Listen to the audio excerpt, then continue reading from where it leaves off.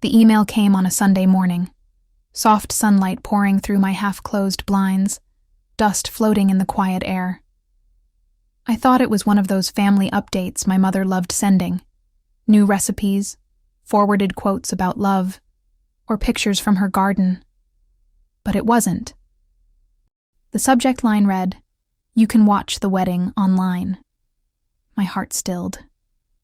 I blinked at the screen, reread the line again and again, hoping I was misunderstanding it. My parents were getting married again. Not to each other, of course.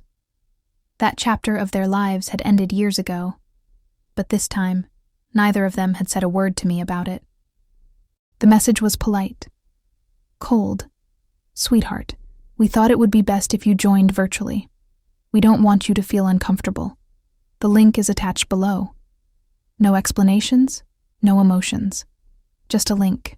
I sat there for a long time, my fingers trembling over the keyboard.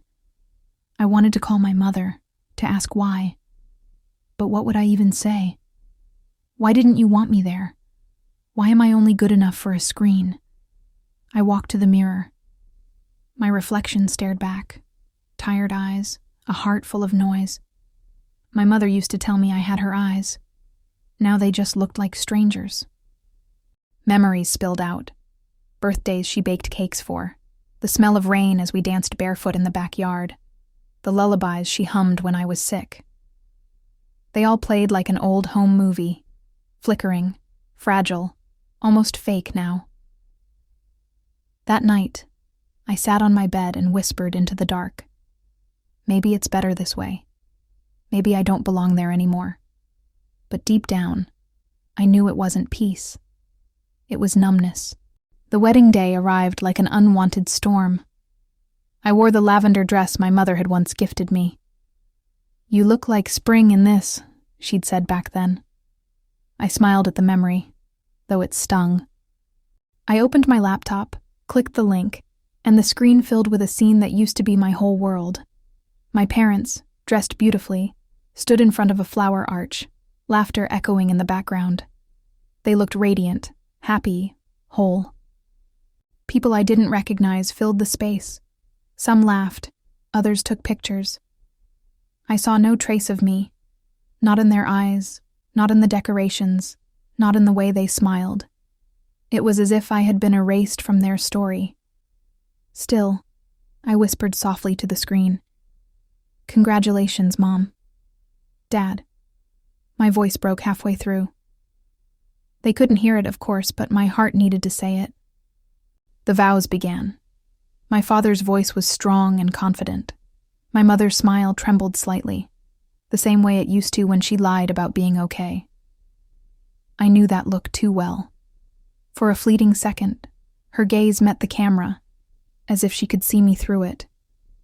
I leaned closer, foolishly hoping she might wave or smile. But she looked away. I felt my chest tighten. I wasn't watching a wedding. I was watching the funeral of what we once were. Then it happened. The screen flickered once, twice, and suddenly, it froze. At first, I thought it was just a weak Wi-Fi signal. But the frozen frame was strange. My parents weren't smiling anymore. Their expressions had shifted.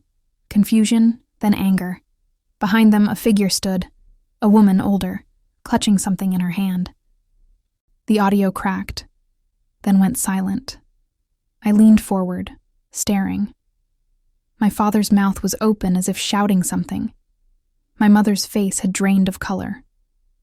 Guests were turning, some gasping, some walking out of frame. And then, the live stream ended. The screen went black. I stared at the reflection of my face on the dark monitor, my pulse racing. It felt like I had been yanked out of a dream right before the ending. My mind filled in the blanks. Arguments, secrets, something hidden beneath their perfect smiles. I refreshed the page again and again, but the video didn't return. The wedding was gone, frozen forever in that one chaotic image. I sat there for hours. The silence of my apartment pressed against my ears.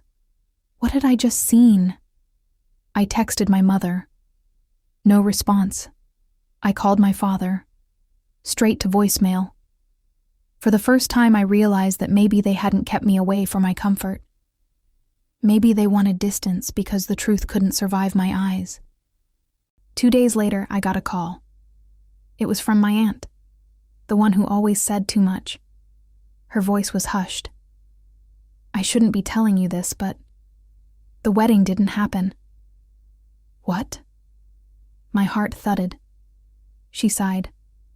Someone showed up, a woman your father was involved with years ago. She revealed everything, lies, debts, things none of us knew. Your mother lost it. They fought in front of everyone. It was a disaster. I sat there in stunned silence. The chaos, the frozen screen, the truth. So that was it. Behind the perfect decorations, the floral smiles, and the filtered laughter, there had been rot. And for years, I had blamed myself for not being part of their world, when maybe it was the only thing that protected me. That night I didn't cry. I just sat by the window, the glow of the city outside flickering like old memories. I whispered, maybe it's okay to let go. I realized that love doesn't always break loudly. Sometimes it fades quietly, like a screen freezing mid-frame, trapping a family in a single moment of truth. The next morning, I deleted the wedding link. Not out of anger, but closure. I didn't need to keep watching a story that was never meant to include me. And as I stepped outside, sunlight touched my face. Soft, warm, forgiving. For the first time in years, I felt light. Because sometimes, the most painful goodbyes happen not in chaos, but in quiet understanding. I finally understood. I wasn't losing them that day. I had lost them long ago. But now, I was finding myself. Moral message. Sometimes distance saves you from the pain of knowing the whole truth.